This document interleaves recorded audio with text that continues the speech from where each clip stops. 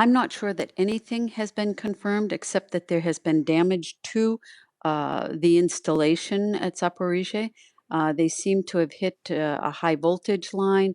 There seems to have been some other damage subsequent to that, but I haven't heard any definitive clarification or verification as to who caused it, how it happened, and how extensive the damage is. So there are a lot of questions still remaining. What are your central concerns? There are several concerns, and one is, of course, the accidental release of radiation. It's less.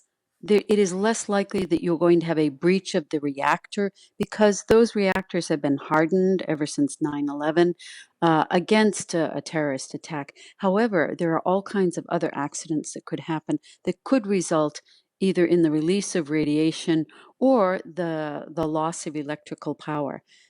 And one of the collateral results of a loss of electrical power could be the eventual loss of water for cooling the reactors. But again, it's more likely you're going to have some damage to the infrastructure of the reactors. You could have physical injuries to the staff.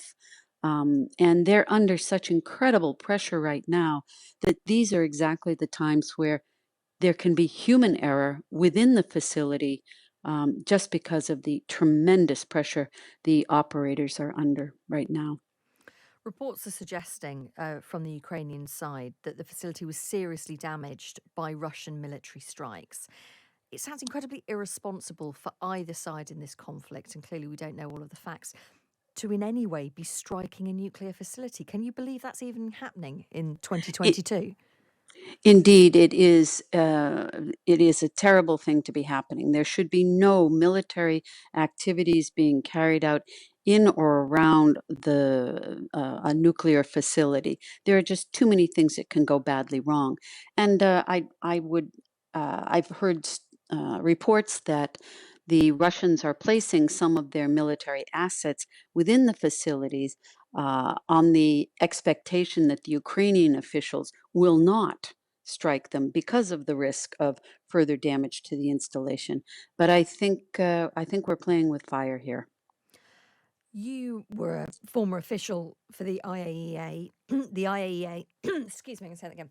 You were a former official for the IAEA, and I know that the organisation is desperate to get access to the facility. So far, that's not been granted. That's true, and it's a very complicated situation because it has to do with whether a visit by Rafael Grossi and his team would reflect an acknowledgement of Russia's takeover of this facility and cede Ukrainian control. But he has been extremely careful about how to do this. He has said on numerous occasions he needs the cooperation of both the Russian Federation and the Ukrainian government.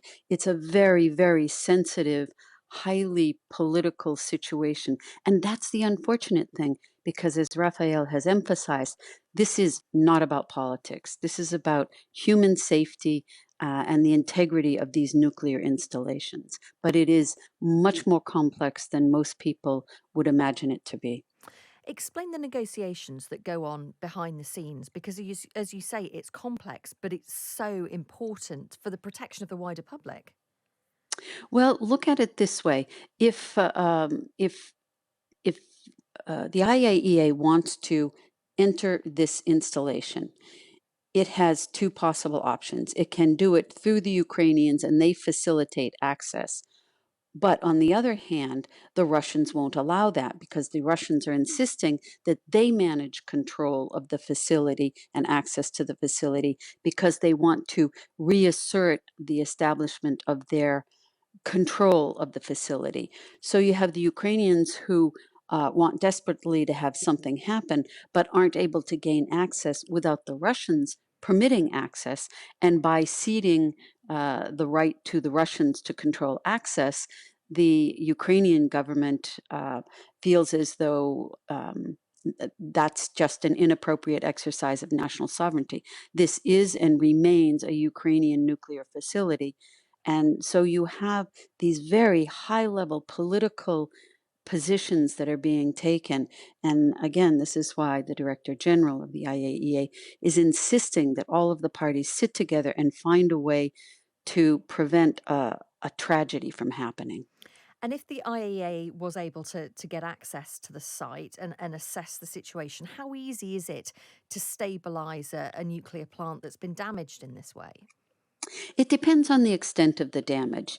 It may be possible to fix whatever has been damaged. You bring in equipment and a specialist who can fix it, but it really depends on the extent of damage that has happened to the facility, and they won't know until they get there, because you could have the Ukrainian side describing the damage as something, and the Russian side describing it as something else. You need independent interlocutors going there to evaluate the extent of the damage and proposing solutions so that the reactor units at the site can continue in operation safely and securely.